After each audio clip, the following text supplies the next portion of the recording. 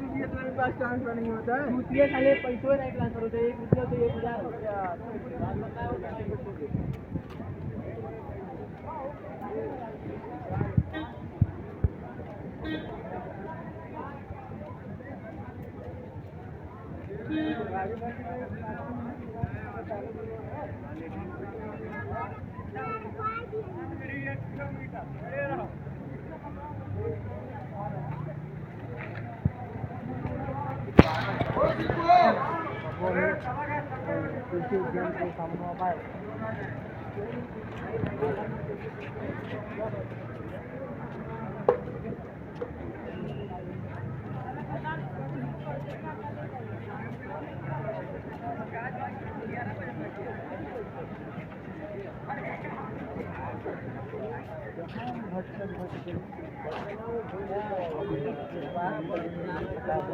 इतना बुरा दिन का